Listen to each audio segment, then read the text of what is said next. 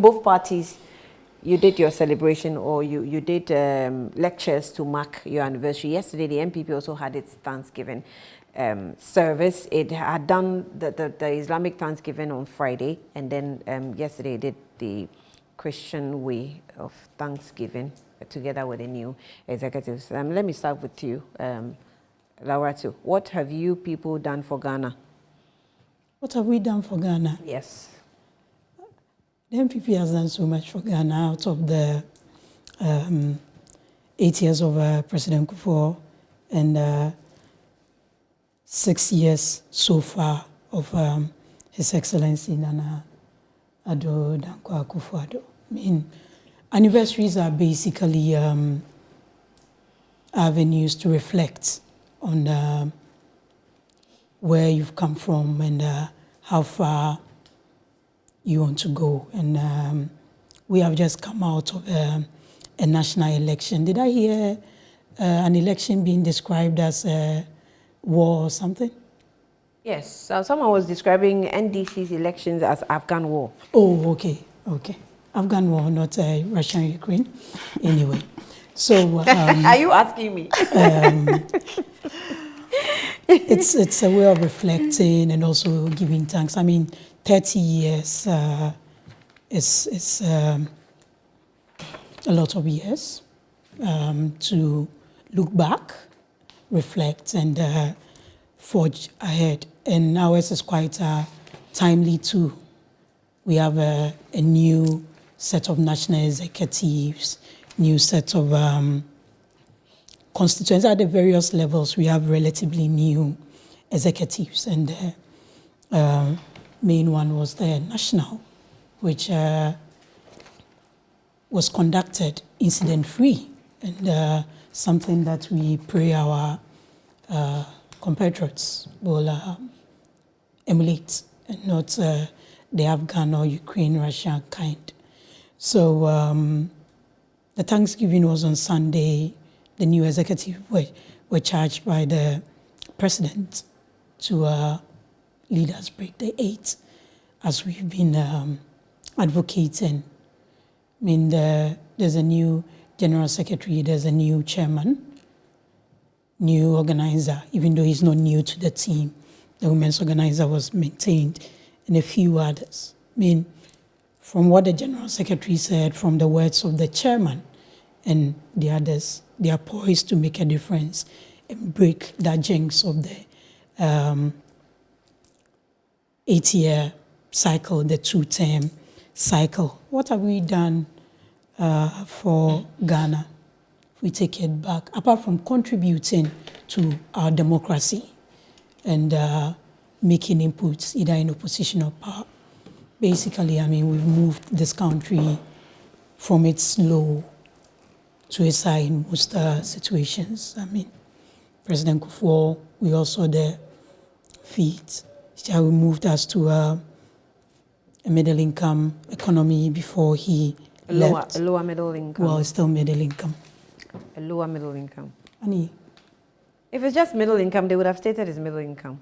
The yes, but you are within the middle income category. Within, the factors doesn't show that you are in the middle income. The factors show that you are in the lower middle income. So state it as low, middle income, low middle income, but still middle income, whichever way. I mean, some very bold policies then, social intervention, looking at our fundamentals and our principles. I mean, most of the social intervention program. President Kufuor was I think he was the one who set up the women's ministry now the social protection, gender and social protection ministry. LEAP, school feeding was, just to name a few, were some of the social interventions that were introduced by the NPP during President Kufuor's time. Fast track to His Excellency Nana Addo Dankwa Akufo-Addo's time. Have free SHS, planting for food and jobs, and still enhancing most of the existing social interventions that we did. So when it comes to sustaining our democracy, keeping our economy in shape. I think the NPP as a party has contributed a lot in the past 5 years, and we're hoping to break the 8 and sustain that growth. Well, let me come to Beatrice as well. Sami Gyamfi actually said that in the case of the NDC has been blessing Ghana for 30 years. What have you been blessing us with? Okay. I want to wish the NPP a happy 30th anniversary. Thank you. Multi-party democracy is good, and I would choose democracy over any form of governance. And so on this day, as they celebrate the 30 years, we wish them a happy anniversary. But I hope that 30 years of being existent, we should not be saying that all the democratic gains we have made under the Fourth Republic are being eroded away by the NPP. For me, that's quite sad. And I think that as a political party, they can do better. They have every responsibility to protect the democracy that we are enjoying. And so they have a duty to do better, because for almost all the negatives we've had with the democracy we enjoy, people losing their lives during election, it happened under the NPP, democratic institution being politicized unnecessarily in the most partisan manner, happened under the NPP. And I think they can do better. But if you ask of the blessing the NDC has given Ghana, I sit here this morning and looking at the two parties being 30 years, I would say that on any day I am proud to be a member of the NDC, because for every university in the Fourth Republic that we have in Ghana, the NDC blessed Ghana with every university that was built in the Fourth Republic. The NPP doesn't have a single one to their credit. 30 years of being in government. They have the opportunity of being in government for 16 years, like the NDC has also been in government for 16 years under the Fourth Republic. So they don't have any university to their credit. If you take any regional hospital, the NPP doesn't have any regional hospital. Teaching hospital, for each one that was built in the Fourth Republic, the NPP doesn't have any. If you take the educational sector, for secondary schools that were built under the Fourth Republic, the NPP doesn't have one to their credit. And I can go on. If you take the energy sector, if you look at the contribution of the NDC, both renewable and non-renewable, if you take even job creation, one of the biggest intervention was the GIPC and the Free Zones Board. The NPP can't mention any. They probably have a lot of slogans, but if you look at major governmental intervention that had the potential of changing the structure of our economy, that had the potential of catapulting us onto higher pedestal, the NPP doesn't have anything to say about that. And I had Laura to say that they took Ghana into a lower middle income. That's inaccurate. Ghana became a lower middle income under President Mills. So the NPP have no credit.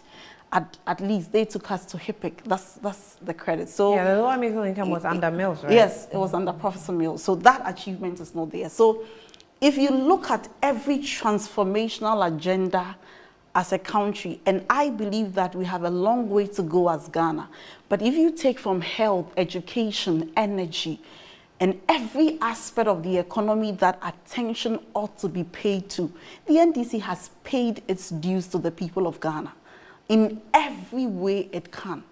You saw the achievement it was mentioned, planting for food and jobs. We don't even have a report to look at the evaluation. So I have consistently maintained that the ultimate purpose of every political party is to change the lives of the people it seeks to govern. And I say that the NDC comes for 8 years. We build very solid foundation. The NPP erodes all our gain. Today, NPP is celebrating their 30 years. For everything we say, they have taken us, the country, back to 30 years.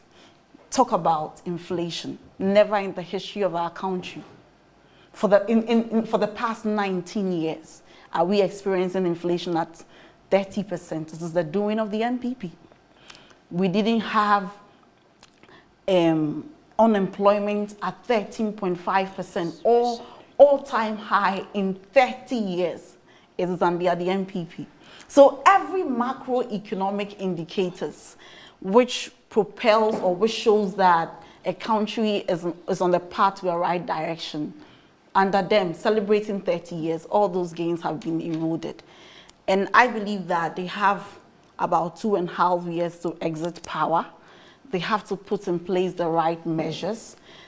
The people in power must get over themselves and come to the ground and realize that they have a country to govern, because the NDC has set good example. You know, in very recent time, they've stopped saying they have the men. Have you ever heard any NPP person say they have the men?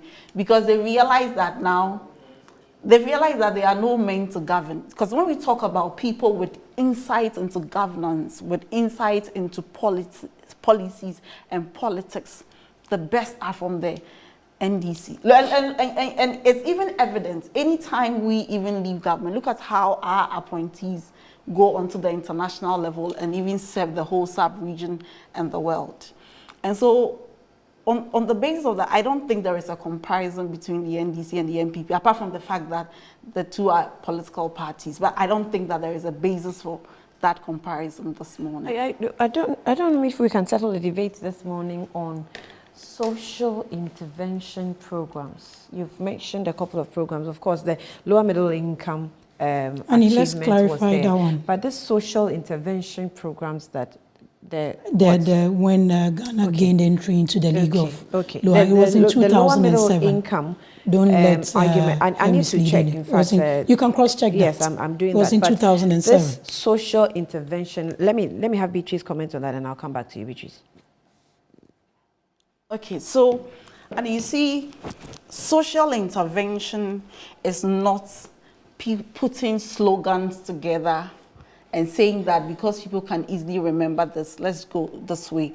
Social intervention is any intervention you make that change the lives of the people or the target group. The biggest social intervention today in the history of Ghana, and I dare say even from the First Republic, is Get Fund. The biggest social intervention. Because you see, Get Fund has provided education, infrastructure, and everything there is in education. It is that Get Fund that today the government has collateralized, that even unborn children, the children you intend to give birth to, for the next 14 years or so, they will not have any benefit from one of the most largest single social intervention by the NDC. The social intervention by way of health infrastructure under the NDC cannot be compared. You see what they attempted to build hospitals. As we speak, they demolished the Labadi Hospital Polyclinic. Nobody has gone there to do anything. They cut sort for Shama Hospital. Today, the place has gone back to a forest. The Agenda 111 they claim to be doing, the president says they can only finish in 2024 because they misspoke. They didn't know they couldn't do it. So when it comes to very serious social intervention that has the potential of changing the lives of the people of Ghana, I don't think that there is a basis for comparison. But if you ask me about sloganeering, perhaps they may have more slogans than we may have. So as for social intervention arguments, let's not even go there, because all the social intervention in health, education, energy, everything, water, in the area of water, you look at the bomb project. So this Look social at the intervention the achievement is dependent on who is defining it? No, yes, it's not who is defining it. Social intervention is anything you do to curb a certain mischief, normally to reduce poverty. And so it is not, social intervention is not slogans. Social intervention is the actions of government calculated to reduce some burden on people. And so if the people of Ghana or the people of Adenta for the first time had secondary school, for the first time saw water flowing in their tap, if the people of Mon and Nungwa through the desalination projects begin to experience water, then you cannot say that it means you have intervened in their lives. We could have probably dubbed it water for all. Yes, you just could have dubbed it water for all, so that we talk about, or when it comes to our intervention, today they are everywhere. Or university for all. Or university for all. Today when it comes to energy, they are everywhere doing, we are relocating this plant, we are doing that. We could have just said light for all. If that is what you want, then maybe the NDC should be learning and be doing water for all, light for all, or one person, one household, one water. There's this argument I normally do on this platform. Actually, I say it here that you, the NDC, you always chastise the NPP for slogans. But when you do that, what you are causing is that you don't let the people know that this is what you're doing. So you go quietly and go and do it. Now selling what you have done becomes a problem because there's no tag to it. Do you get my argument? There's no slogan. The people don't understand. They are not following through. They don't get you. Even if you say you've built one university, it's under what project? It's under what policy? So it's under what slogan? Because they have to understand your slogans, which drives your aim or your agenda, and you don't put it out there. So it's coming from so a your good place. explanation is perfect. It's interesting. So it's coming from a good place. But you see, the NDC views governance from a certain perspective, that governance is a serious business.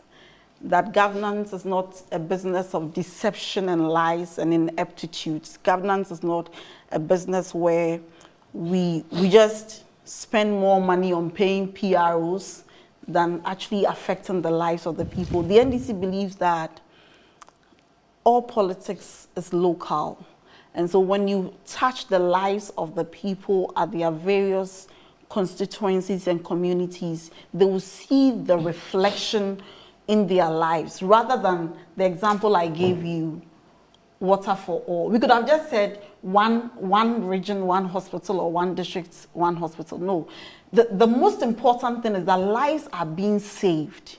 And if lives are being saved and you go to GMG and you see that some very complicated surgery has been performed on you, we expect that you appreciate it. Rather than to say Agenda 111, spend 36 million on logo, spend 720 million CDs on grounds work with nothing to show. I don't think I'll be proud of any political party that has that as its tradition. I would rather the real lives are saved. And this is reflective in even how we do everything we do. And on any day, I would choose real tangible work calculated to save the lives of the citizens than slogans. Because you know what slogans do? In the long term, it takes us to where we are today. You know, anytime you are speaking under this government, you're talking about as though you're in the 1990s. Because when you do slogan for 4 years, by the time you're in your 5th, 6th year, all the macroeconomic indicators and indices would expose you. It will expose you, because if you do planting for food and jobs and you name it that way, funds which you never procured, and then no foods and jobs are really being created, after 6 years, you have food inflation of more than 30%. The economics will expose you. You can't lie your way through economics. And that's why you've seen that even the vice president has gone quiet in very recent time, because no economic theory can explain the shamness we are experiencing under this government. So I would rather be proud, and I am truly proud of a political tradition that believes in real transformation in the lives of the citizens, than putting together, spending hours on slogan rather than policy evaluation. I would not want to be part of such a political party. and I'm happy to be a member of the NDC. Lauratu, did that clarity you wanted to make? Was it No, on the... no, I said she needs to check on the date of that. I said 2007 when we gained I'll entry check. into the League of Lower Middle Income Countries. But Annie, what Beatrice needs to know is there's a difference between a social intervention and also providing social infrastructure. Providing social infrastructure like toilets, schools, you name it.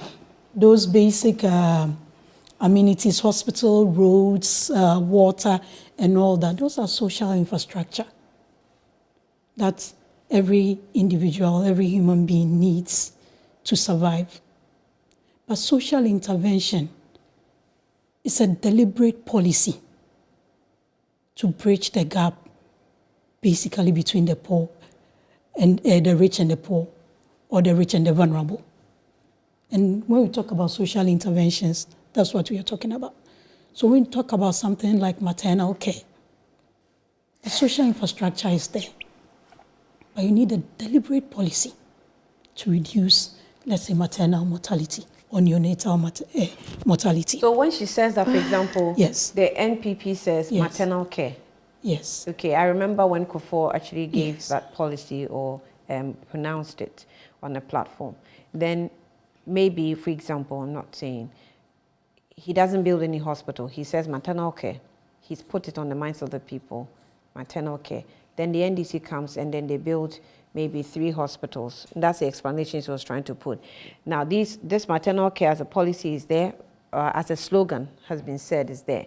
But she comes and she says, I'm building 3 hospitals. And these hospitals has actually intervened in the lives of the people and has shown progress, has shown that they've gotten some sort of intervention that has reduced the pressure or the poverty in their lives. Which one would you rather go for? Is it the maternal care as a slogan, or the ones you see, the physical structures you see that is making the change? Honey, let's put the issue into context. You need infrastructure. Let's use health. You need health infrastructure to provide health services. But there are some levels of care you don't necessarily need the brick and mortar. You need systems. So you need a midwife, you need a nurse, you need a health assistant, probably need a doctor to fit in that system of provision of maternal health care, apart from the brick and mortar clinic, hospital or health center or whatever. So that system needs to be in place. So if a government comes and wants to enhance that policy and says, because we need nurses, I'm introducing nursing allowance to motivate them to enhance that system.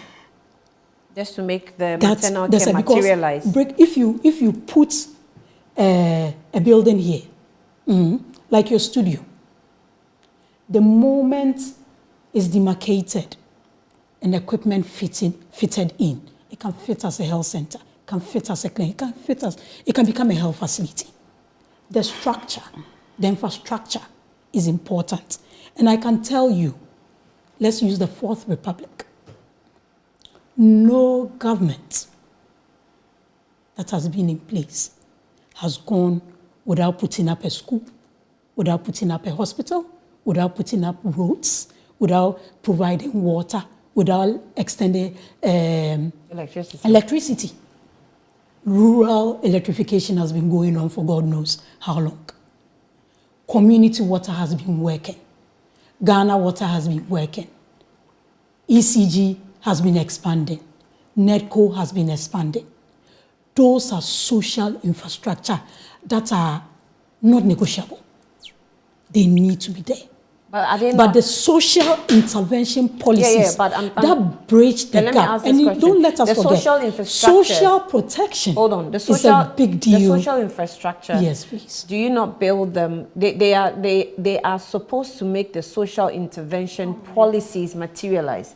So the social infrastructure you're mentioning, roads, electricity, water, schools, whatever they are to make the social intervention programs materialize. So for example, free SHS. You cannot say free SHS when you don't have the social infrastructure to hold the capacity that this social intervention program is supposed to be holding. Do you understand? So even if you mention that, but every government does roads, every government does, they are still under some sort of policy, which is what I'm criticizing the NDC for. That even if you say, Annie, I want to believe. Hold on, Lara. So if Beatrice says that they've done, what's it called? The airport, what do you call that? Terminal 3. Yeah. And I have a grandmother in some village who is probably not going to travel for God knows how long. She will never see this Terminal 3 till she dies. Yeah. Because you don't have a policy that says that you're building, or you have not, what's it called? A catchphrase. You coined a catchphrase for it. So she absolutely has no idea what's going on in the big towns or in the capital city. But you can probably just go there as a grandchild and go and show her a picture. But that's just about it. It doesn't sell what you're saying. So to go with what she's saying, you need the framework to tell the people that this is what I want to do. So that when you build the road, you know that the road is just filling into this policy that we have couched for you. So if I say free SHS, I'm not just building school because I want to build schools, because I'm a government and I'm responsible for building schools, but because I'm a government or not so. Annie, I mean, let's take LEAP. Why are you Let's take worrying leave. Laura too? Why is she worrying me? What do you mean by that? She should. Let's take LEAP. Right. Livelihood empowerment. What's it supposed to do? Fundamentally ease life for the deprived, the vulnerable, the aged. So they are giving some stipends to lessen the burden of life, to be able to get the basics. Right. So let's say he lives in a household, needs water. Water has to be paid for at a certain level.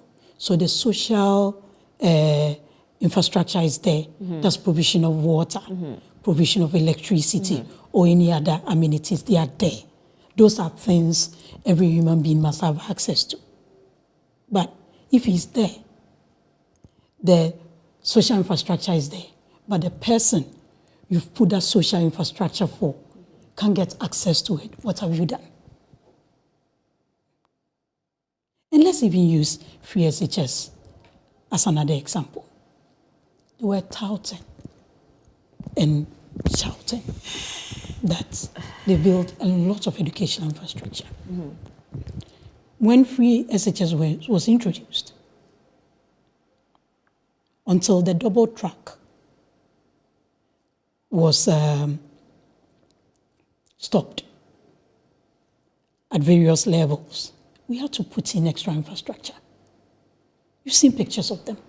Some schools needed classroom blocks. Some schools needed dining halls. Some schools needed dormitories. All those ones are being done. That's the infrastructure. But if the infrastructure is there and the people can't access them, what's the point? So we need, and the people can't access what's making the the service. People, what's making the because people? Some are vulnerable. Some definitely cannot pay for the services you are providing. What is that policy? The schools? Schools. Okay, I get your point. Yes. Okay. If the people you are building that infrastructure for. So if you go and put a senior secondary in my village in Empire, which is rural and not that affluent, how many of the children can access it? if there's no deliberate policy to cushion them. To cushion them. Okay. And let's also get one thing clear. She keeps, this is not the first time Beatrice is going on about slogans. But Annie, I want to believe in your course of study. You've done some level of marketing. How do you sell items? Policies are equally items that you have to sell to the people. The president or his representative, a minister or something, comes out with government policy. How do you get it down to the people? How do you get it to resound with the people so they feel part of it and utilize it? So because even if you introduce it and the people don't know what it's about, it's not made easy for the ordinary person to understand. How do they appreciate it? I get it. My time is up to go for break. In fact, I've just... So you let me say go for a something breather. small. I'll be back shortly.